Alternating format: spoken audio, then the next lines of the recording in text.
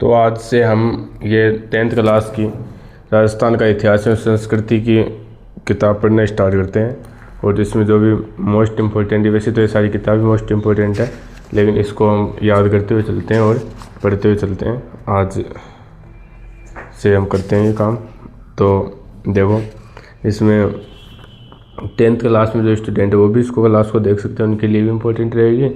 और जो कंपटीशन की तैयारी करते हैं, चाहे से वो कोई भी कंपटीशन हो, RS SI PA, ये राजस्थान पुलिस, पटवारी, ग्राम सेवक, किसी की भी तैयारी करते हो, सभी इस क्लास को देख सकते हैं। उन सभी के लिए क्लास इंपॉर्टेंट रहने वाली है, क्योंकि क्लास 10th की जो कला संस्कृति की जो किताब है, इसमें से आजकल क्वेश्चन आ रहे हैं सभी एग्जामों में। इसमें से हर एग्ज़ाम में 5 या 10 क्वेश्चन वर्तमान में आ रहे हैं। तो इसको हम पढ़ना स्टार्ट करते हैं और याद करते हुए चलते हैं। लाइन टू वाइज लाइन पढ़ेंगे, जिससे भी ये याद भी रह जाएगी और कहानी भी इसमें से मैं आपको समझाता हुआ चलूँगा। तो राजस्थान का इतिहास एक परिचय, मैं इसको वैसे पढ़ूँगा जैसे अकेले में एक इंसान पढ़ता है, वैसे आप इसको सुनते हुए चलना। आप किताब ये सामने रख लो और इसको पढ़ते हुए चलो, या मेरे साथ याद करते हुए चलो। मैं बता देता हूँ। अब देखो, इस राजस्थान की जो है इतिहास और संस्कृति की जो क्लास 10वीं क्लास की किताब है, इसमें टोटल 11 अध्याय हैं और 11 अध्यायों बाद में एक संदर्भ सूची दी हुई है। 11 अध्यायों में राजस्थान का इतिहास एक परिचय। देखो, इसका फर्स्ट चैप्टर है, ये हम पढ़ना स्टार्ट करते हैं। दिख नहीं रहा सही से, इसमें ये सफ़ेद सा हो गया सारा, ये जो लाइटें इनका वो आ रहा है, फोकस आ रहा है इनके ऊपर, तो सही नहीं दिख रहा। तो राजस्थान का इतिहास एक परिचय। अब इस फर्स्ट अध्याय को हम पढ़ना स्टार्ट करते हैं। राजस्थान का इतिहास एक परिचय। 1949 ईस्वी से पूर्व राजस्थान नाम से किसी भौगोलिक इकाई का अस्तित्व नहीं था। ऐसा माना जाता है कि 1800 ईस्वी में सर्वप्रथम जॉर्ज थॉमस ने इस भूभाग के लिए राजपूताना शब्द का प्रयोग किया था। तो ये क्वेश्चन बहुत बार आ चुका है कि सर्वप्रथम मतलब राजपूताना शब्द का प्रयोग किसने किया था? तो जॉर्ज थॉमस ने किया था। और जॉर्ज थॉमस ने कब कर दिया था ये प्रयोग? 1800 ईस्वी में कर दिया था। इसके बाद में 1829 में annuls and antiquities of Rajasthan के लेखक कर्नल जेम्स टोड ने इस पुस्तक में इस प्रदेश का नाम राजस्थान या राजस्थान रखा। सबसे पहले इसको राजपूताना किसने कहा? वो कहा जॉर्ज थॉमस ने। इसको राजस्थान या राजस्थान किसने कहा? कर्नल जेम्स टोड ने। उसकी पुस्तक का क्या नाम था? Annuls and antiquities of Rajasthan. उसके बाद में स्वतंत्रता के बाद जब इस प्रदेश की विभिन्न रियासतों का एकीकरण हुआ तो 30 मार्च 1949 को सर्वसम्मति से इसका नाम राजस्थान रखा गया। कब इसका नाम राजस्थान रखा गया? सर्वसम्मति 30 मार्च 1949 को। सभी जो इनकी रियासतों का एकीकरण हुआ था 30 मार्च 1949 को, तो इसका नाम राजस्थान रखा गया। प्राचीन साहित्य और अभिलेखों में वर्तमान राजस्थान के विभिन्न क्षेत्रों के भिन्न भिन्न नाम मिलते हैं। कुछ क्षेत्र उनकी भौगोलिक विशेषताओं के आधार पर और कुछ क्षेत्र वहाँ पर बसी जातियों के नाम से जाने जाते हैं। राजस्थान के प्राचीनतम नामों में जिनका उल्लेख ऋग्वेद में भी आया है, मरु, ये जो राजस्थान के प्राचीनतम नाम है जिनका उल्लेख ऋग्वेद में भी आया है। 4 वेद होते हैं, 4 वेद में एक ऋग्वेद है। ऋग्वेद में भी जिन चीज़ों का उल्लेख किया गया है वो है मरु, धनवय, जांगल, मत्स्य, सूरसेन आदि। मरु और धनवय दोनों का अर्थ एक ही है और इनका प्रयोग जोधपुर संभाग के मरुस्थल के लिए हुआ है। जोधपुर संभाग है, उसके मरुस्थल के लिए इन दोनों का प्रयोग हुआ है।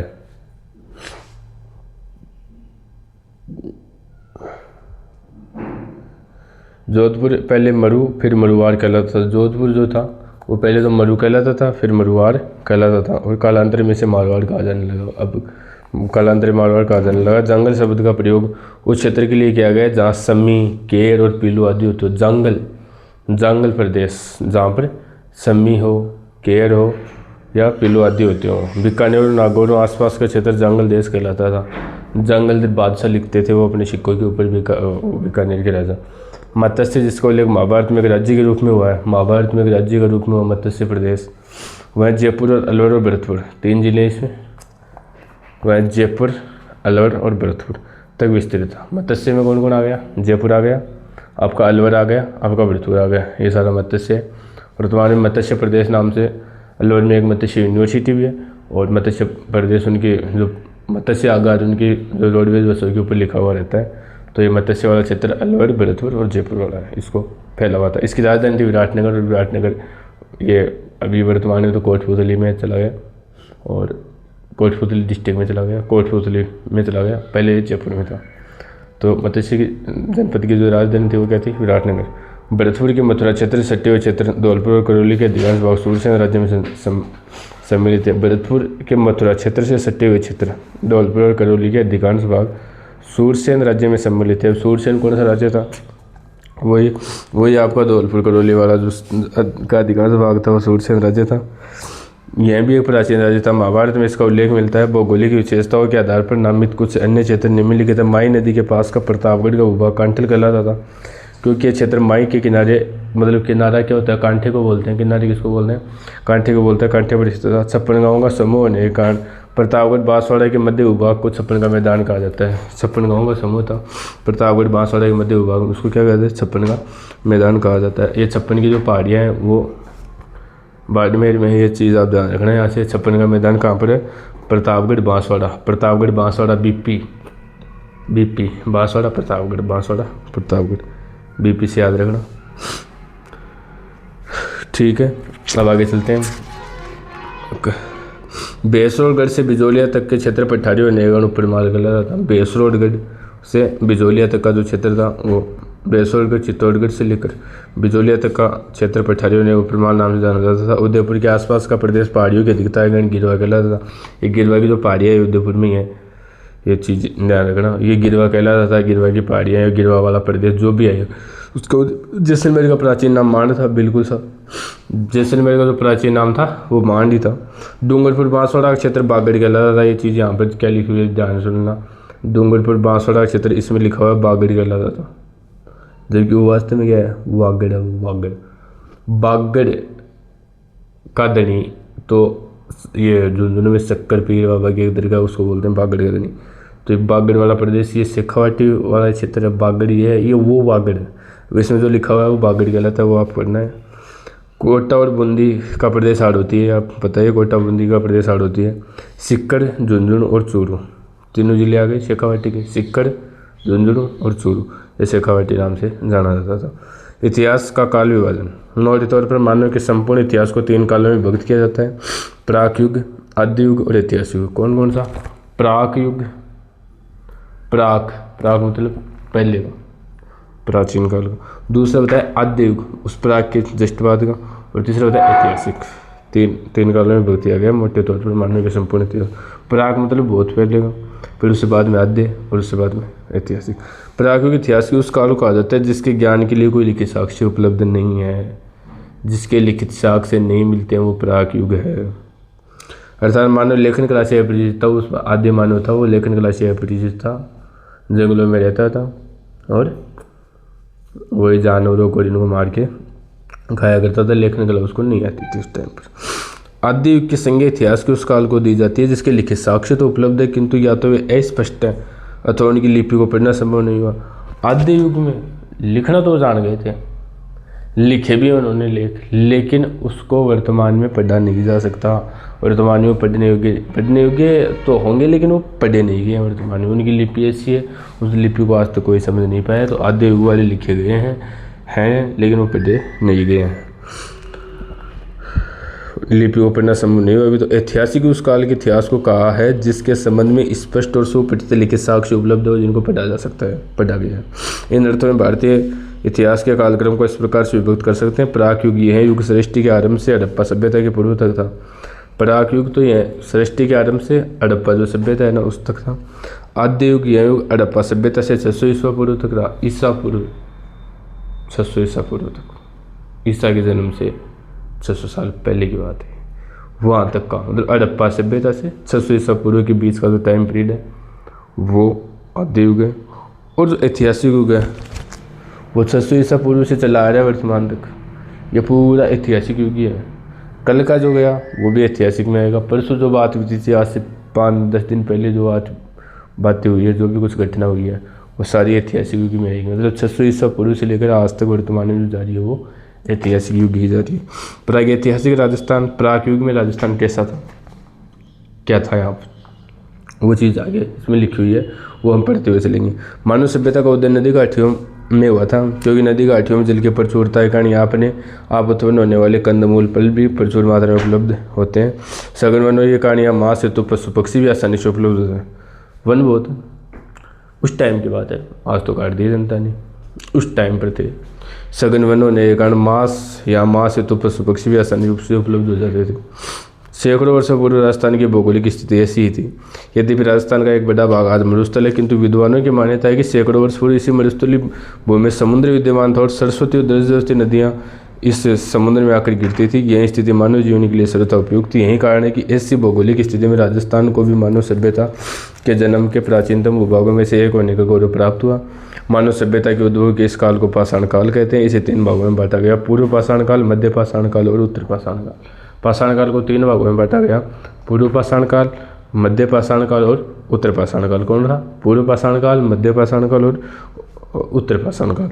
पूर्व पाषाण काल में क्या चीज़ें घटित हुई वो चीज़ अब आगे बताएगी। इसमें राजस्थान में मानव का उदय कब हुआ यह निश्चित रूप से ज्ञात नहीं, लेकिन यह विभिन्न क्षेत्रों में हुए उत्खननों से प्राप्त विभिन्न प्रकार के पाषाण, विशेष रूप से क्वार्जाइट पत्थर के अनेक उपकरणों से ज्ञात होता है कि आज से लगभग 2 या 1.5 लाख वर्ष पूर्व राजस्थान में एक मानव संस्कृति विद्यमान थी। 1870 ईस्वी में C.A. हैकेट ने सर्वप्रथम जयपुर और इंद्रगढ़ से पत्थर से बनी पूर्व पाषाणकालीन हस्तकुठार खोज निकाली। हैंड एक्स हस्तकुठार 1870 हस्तकुठार C.A. हैकेट जयपुर और इंद्रगढ़ बूंदी। ये चीज़ यहाँ से प्रश्न आता है, बहुत बार आता है, इस चीज़ को याद रखना कि C.A. हैकेट 1870 जयपुर इंद्रगढ़ बूंदी हस्तकुठार हैंड एक्स। बस क्वेश्चन 50 सेटनकार ने झालावाड़ से इसी युग के अनेक उपकरण खोजे। सेटनकार का नाम झालावाड़ के साथ याद रखना है। सेटनकार का नाम झालावाड़ के साथ याद रखना है। C.A. हैकेट का नाम जयपुर और इंद्रगढ़ बूंदी के साथ रखना है। हस्तकुठार याद रखना है। 1870 याद रखना है। इसके क्वेश्चन में बाद सेटनकार झालावाड़ को याद रखना है। उपकरण खोज निकाले मतलब इन्होंने। क्वेश्चन 50 सेटनकार ने इसके बाद योजनाबद्ध उत्खनन भारतीय पुरातत्व और संग्रहालय विभाग नई दिल्ली। भारतीय पुरातत्व और संग्रहालय विभाग कहाँ पर है? नई दिल्ली। डेक्कन कॉलेज कहाँ पर है? पुणे में। के वीरेंद्र नाथ मिश्र। राजस्थान पुरातत्व और संग्रहालय विभाग के R.C. अग्रवाल,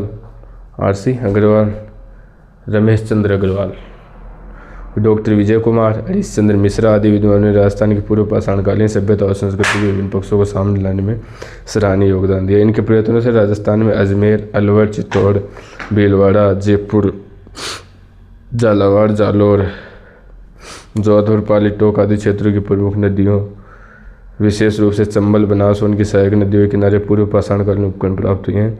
जालोर से इस युग के उपकरणों की खोज का श्रेय B. आलचीन को जाता है।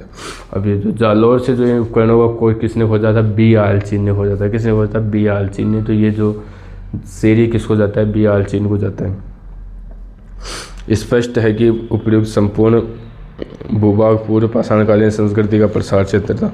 मध्य पाषाण काल मानव सभ्यता के क्रमिक विकास की कहानी की दूसरी कड़ी के रूप में राजस्थान के प्रागैतिहासिक काल में मध्य पाषाण काल रहा। पश्चिमी राजस्थान में लूणी और उसकी सहायक नदियों, चित्तौड़ की बैरज नदी घाटी, विराटनगर के मध्य पाषाणकालीन उपकरण मिले हैं। इस काल के उपकरण छोटे, हल्के तथा कुशलता से निर्मित है। ये उपकरण jasper, agate, chert, carnelian, quartzite, chalcedony आदि पाषाणों से बने हैं, जिनमें blade, graver, triangle, crescent, trapeze, scraper, pointer आदि उल्लेखनीय है। पत्थर के बने इन छोटे उपकरणों का माइक्रोलिथ लघु पाषाण उपकरण कहा गया है उत्तर पाषाण काल, जिसको हम क्या बोलते हैं? नव पाषाण काल। भारत के अन्य भागों के भांति राजस्थान में भी उत्तर पाषाणकालीन या नव पाषाणकालीन सभ्यता का उदय हुआ। इसमें आएंगी आपके अजमेर, नागौर, सीकर, झुंझुनू, जयपुर, उदयपुर, चित्तौड़, जोधपुर आदि स्थान से उत्तर पाषाण सभ्यता के अनेक उपकरण प्राप्त हुए। अब आप मुझे इसे बता दो, बैरज नदी घाटी कहाँ पर है? चित्तौड़ में। राजस्थान में धातुकाल, ताम्रपाषाण, ताम्र और ताम्रकांस्य काल। धातुकाल के अंतर्गत राजस्थान के भी अनेक स्थानों से ताम्रपाषाण और ताम्रकाल के अवशेष मिले हैं, जो तत्कालीन युग में राजस्थान के मानव के सांस्कृतिक विकास पर पर्याप्त प्रकाश डालते हैं। राजस्थान की ताम्रकालीन संस्कृति के प्राचीन स्थलों में गणेश और सीकर में है, कालीबंगा, हनुमानगढ़, गिलुंड है, राजसमंद में है, आहड़ और जाडौल उदयपुर में है, पिंड पांडलिया चित्तौड़ में है। ये सारी चीज़ें याद रखनी है। पिंड पांडलिया कहाँ पर है? चित्तौड़ में है। जाडौल कहाँ पर है? उदयपुर में है। गणेश्वर कहाँ पर है? सीकर में है। कालीबंगा कहाँ पर है? हनुमानगढ़ में है। गिलुंड कहाँ पर है? राजसमंद में है। साबनिया और पुगल याद रखनी है इन चीज़ों को, इंपॉर्टेंट, वेरी इंपॉर्टेंट है। साबनिया और पुगल बीकानेर में है। नंदलालपुरा, किराडोत, चितवाड़ी तीनों की तीनों जयपुर में है। नंदलालपुरा, किराडोत, चितवाड़ी तीनों की तीनों जयपुर में है। एलाना, ये एलाना एक अभी तक इसका शायद क्वेश्चन पूछा नहीं गया है कहीं पर, छोटे से कोने में छिपी हुई है ये। याद रखना इसको। एलाना कहाँ पर है? जालौर में। बुढ़ा पुष्कर ये तो अजमेर में याद रह जाएगा। कोल माहौली सवाई माधोपुर में है। मला है भरतपुर में है। क्या है ये? सभ्यताएं हैं और तो क्या है। ताम्रकालीन संस्कृति क्या प्राचीन स्थल है। ताम्रकालीन ये भी याद रखना है कि कौन से काल के हैं। ताम्रकालीन के हैं, लोहे काल के हैं, ताम्रकाल के हैं, कांस्य काल के हैं, ऐसे पूछ सकता है। तो ये सारी की सारी ताम्रकाल की थी। दोबारा याद करने की कोशिश करते हैं इनको, अच्छे से इनको याद करते हैं, फिर आगे बढ़ेंगे। क्योंकि मोस्ट जगह गणेश्वर, सिक्कर, कालीबंगा, हनुमानगढ़, गिलुंड, राजसमंद और कौन सी दिया गया? आहड़ और जाडोल उदयपुर। आहड़ और जाडोल उदयपुर। आहड़ और जाडोल उदयपुर। पिंड पांडलिया चित्तौड़गढ़। कुराड़ा नागौर। कुराड़ा नागौर। कुराड़ा नागौर। कुराड़ा नागौर। कुराड़ा नागौर। पुगल और साबनिया बीकानेर में। पुगल और साबनिया, साबनिया और पुगल ये बीकानेर में है। नंदलालपुरा केराडो चिथवाड़ी ये जयपुर में। नंदलालपुरा केराडो चिथवाड़ी ये जयपुर में। एलाना जालौर में है। बुढ़ा पुष्कर आपको अजमेर में है। कोल माहौली सवाई माधोपुर में। और मल्लाह आपका भरतपुर में है। वापस याद कर लो। मल्लाह भरतपुर, मल्लाह भरतपुर, मल्लाह भरतपुर, मल्लाह भरतपुर, कोल माहौली सवाई माधोपुर, कोल माहौली सवाई माधोपुर। बुढ़ा पुष्कर अजमेर में है। बुढ़ा पुष्कर अजमेर में। नंदलालपुरा केराडो चिथवाड़ी ये तीनों जयपुर में। एलाना जालौर में है। एलाना जालौर में इस चीज़ को आप याद रखना। एलाना कहाँ पर है? एलाना जालौर में है। पिंड पांडलिया चित्तौड़ में है। कुराड़ा नागौर में है। साबनी और पुगल बीकानेर में है। आहड़ और जाडोल उदयपुर में है। गिलोड राजसमंद में। कालीबंगा हनुमानगढ़ में। गणेश्वर सिक्कर में। नीम का थाना के पास में पड़ती है गणेश्वर सभ्यता। लोहे काल, ताम्रकाल और कांस्य काल के पश्चात। ताम्र, कांस्य, लोहे काल बाद में। ताम्रकाल और कांस्य काल के पश्चात लोहे का ज्ञान, उसका प्रयोग मानव इतिहास की ज्ञानकारी घटना थी। इसने कृषि उपकरणों तैयार और गुणवत्ता को बढ़ाकर सारे परिदृश्य को ही बदल दिया। राजस्थान में नौ है भरतपुर। हमने मल्लाह पढ़ा ताम्रकाल का भरतपुर में। अब हम पढ़ रहे हैं लोह काल का, वो था ताम्रकालीन संस्कृति। ये कौन संस्कृति है? लोहकालीन संस्कृति। ये कहाँ पर है? नौ है भरतपुर में है। ये क्वेश्चन बड़ा ही अच्छा इंपॉर्टेंट क्वेश्चन बनता है। ताम्रकालीन के कौन से हैं, लोहकालीन के कौन से हैं? तो लोहकाल का नौ है भरतपुर में है। जोधपुरा जयपुर में है। ये लोहकालीन संस्कृति का एक उदाहरण है। इस चीज़ को इम्पोर्टेंट याद रखना है। जोधपुरा सभ्यता बहुत बार पूछी गई है, बहुत बार ही पूछी गई है। जोधपुरा सभ्यता जयपुर में है।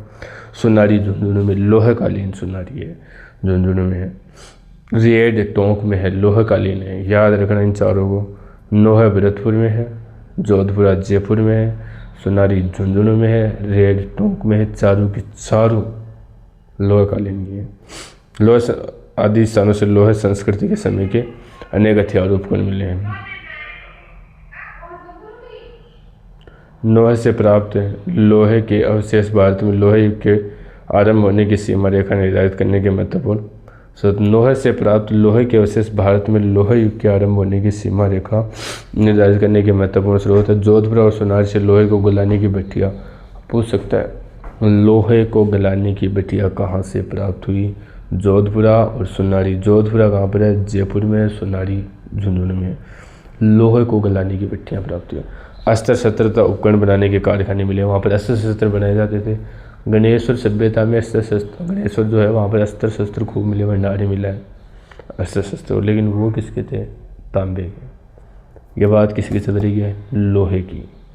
गणेश्वर वाली ताम्रयुगीन सभ्यता थी, ये लोहयुगीन है। कहाँ पर? सोनारी में है और जोधपुरा। अस्त्र शस्त्र उपकरण बनाने के कारखाने के अवशेष मिले हैं यहाँ से। रेड को तो लोहे सामग्री की प्रचुरता के कारण प्राचीन राजस्थान के टाटा नगरी की संज्ञा की है। रेड टोंक पर इतना लोहा पाया गया था, इतने लोहे के उपकरण थे, इतने थे कि राजस्थान का प्राचीन टाटा नगरी ही रेड टोंक को कहा जाता है। राजस्थान का प्राचीन जो टाटा नगरी कहा जाता है वो रेड टोंक को ही कहा जाता है। लोह काल के पश्चात भारत के अन्य भागों की भांति राजस्थान में भी स्लेटी रंग के चित्रित मर्द भांड, ये पर्सन बहुत ही अच्छा इंपॉर्टेंट है, याद करने लायक क्वेश्चन है कि लोह काल के पश्चात भारत के अन्य भागों की भांति राजस्थान में भी स्लेटी रंग की चित्रित मर्द भांड संस्कृति का उदय हुआ।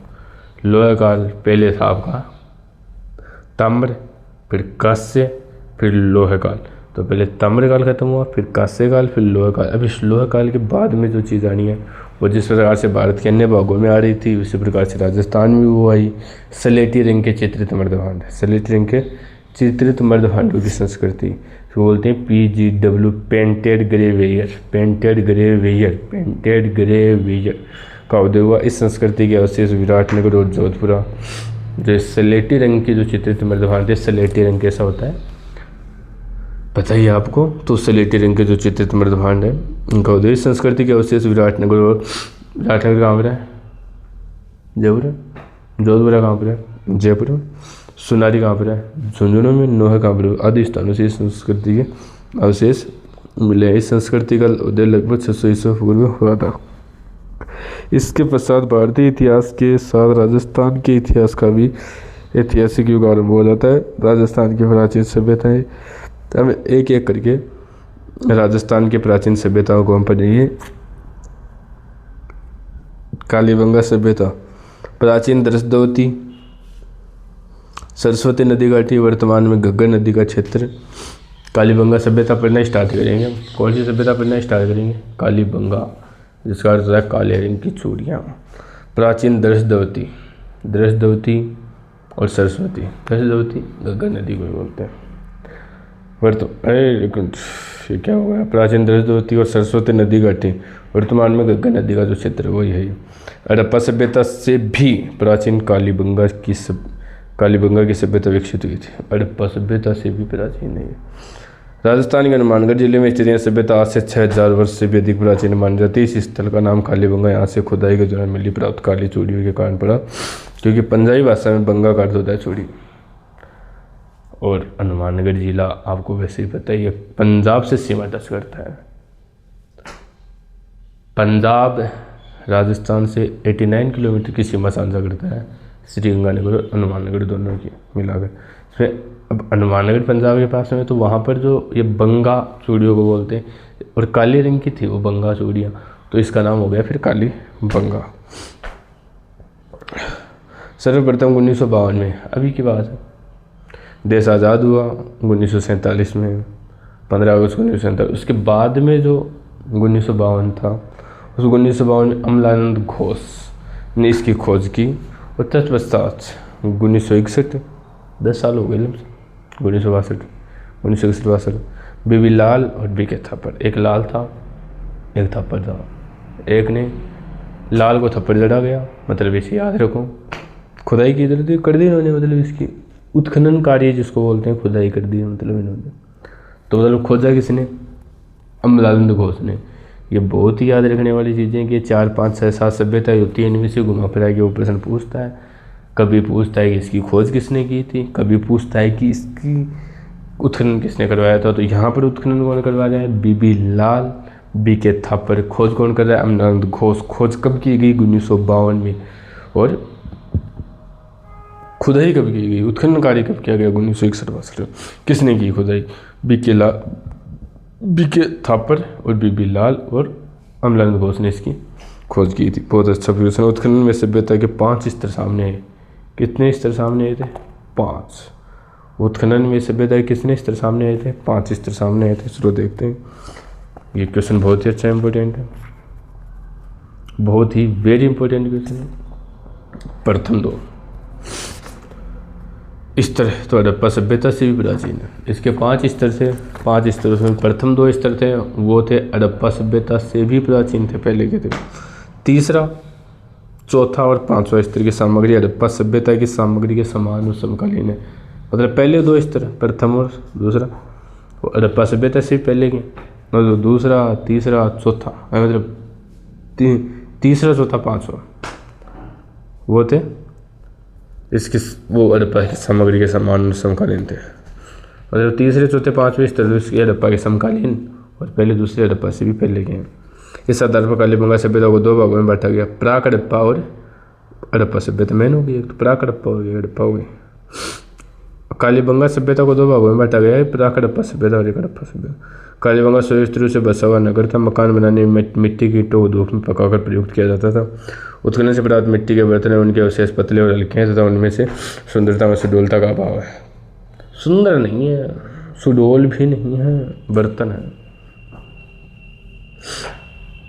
अभाव है इन चीज़ों का, मतलब बर्तनों का रंग लाल है जिन पर काली और सफ़ेद रंग की रेखाएं खींची गई है। यहाँ से जोते हुए खेत के साक्ष्य मिलते हैं। अनुमान है कि लोग एक ही खेत में 2 फसलें उगाते थे। कालीबंगा से मिले कब्रिस्तान से यहाँ के निवासियों की समाधान पद्धतियों की जानकारी मिलती है। साथ ही एक बच्चे कंकाली की खोपड़ी में 6 छिद्र मिले हैं जिसे मस्तिष्क शोध की बीमारी के इलाज का प्रमाण माना जाता है। यहाँ से प्राप्त खिलौना, बैलगाड़ी, हवन कुंड, लकड़ी की नाली में बेलनाकार मोहर का हड़प्पा सभ्यता में अपना विशेष स्थान है। इसके बाद हम पढ़ते हैं आहड़ सभ्यता। ये आपकी कालीबंगा सभ्यता। कालीबंगा सभ्यता में तो मोस्ट बात यही है कि यहाँ पर मतलब 5 तो इसके इस तरह किसने खोज की कि अलमलंद गोद ने 1952 में, बीके थापर, बीबी लाल 1962 में इसने उत्खनन कार्य किए इसका। और इसके 5 स्तर से इसमें पहले 2 स्तर तो हड़प्पा के पहले के, जो तीसरा चौथा 5वां तो हड़प्पा के समकालीन था। श्रेणी इसके 2 भागों में, तो प्राक हड़प्पा सभ्यता है, हड़प्पा सभ्यता बस यही है। उसमें जोते हुए खेत के साक्ष्य मान लो आप हैं, समाधान के भी उल्लेख हैं, एक खोपड़ी में 6 छेद मिले जिससे मस्तिष्क शोध की बीमारी का इलाज किया गया होगा, ऐसा कुछ रहा होगा। काले रंग की चूड़ियों के कारण इसका नाम कालीबंगा पड़ा। बंगा पंजाबी भाषा में चूड़ियों को बोलते हैं। और तो यही है इसमें, ले देखिए कब्रिस्तान के भी साक्ष्य मिले हैं, जोता हुआ खेत और बैलगाड़ी, उनको लकड़ी की नाली, बेलनाकार मोहर का, बेलनाकार मोहर, ये थोड़ा आप याद रखना। यहाँ की मोहर कैसे मिली है, बेलनाकार। आहड़ सभ्यता कहाँ पर पड़ी थी, उदयपुर में। एक और पड़ी थी उदयपुर में, झाड़ोल और आहड़। उदयपुर शहर के पास बहने वाली आहड़ नदी, इसको आयड नदी बोलते हैं, के तट से आहड़ के उत्खनन के फलस्वरूप 4000 वर्ष पुरानी पाषाण धातुयुगीन सभ्यता के उससे सामने आई है। सभ्यता एक टीले के नीचे दबी प्राप्त हुई, से धूल यानी मिट्टी का टीला कहते हैं। सर्वप्रथम 1953 में अक्षय कीर्ति व्यास और उसके बाद रतन चंद्र अग्रवाल और एच डी सांकलिया के निर्देश में उत्खनन कार्य करवाया गया था। उत्खनन कार्य आप कालीबंगा करवा रहे हो 1961-62 में, भाइयों ने इधर 1953 में कर दिया, देख लो। अक्षय कीर्ति व्यास, AK व्यास, अक्षय कीर्ति व्यास, उसके बाद रतन चंद्र अग्रवाल, RC अग्रवाल, रमेश चंद्र अग्रवाल नहीं हुआ, रतन चंद्र अग्रवाल था। HD सांकलिया,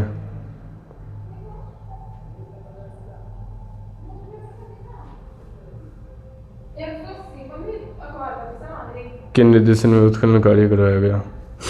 इस सभ्यता के लोग मकान बनाने में धूप में सुखाई गई ईंटों में पत्थरों का प्रयोग करते थे। आहड़ के लोग अपने मृतकों को गहनों आभूषणों के साथ दफनाते थे। आहड़ के लोग अपने मृतकों को गहनों आभूषणों के साथ दफनाते थे। इस सभ्यता के लोग मकान बनाने में धूप में सुखाई गई ईंटों और पत्थरों का प्रयोग करते थे।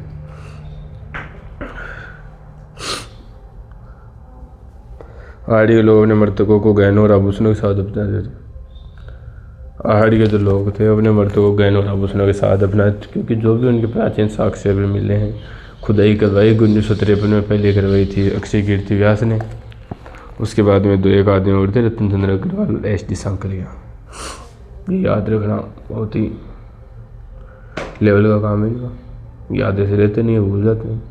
कभी इधर चला जाता है कोई, कभी इधर चला जाता है। तो चलो फिर भी करते हैं कोशिश याद करने की। किस किसने उत्खनन कार्य करवाया, अक्षय कीर्ति व्यास और कौन था,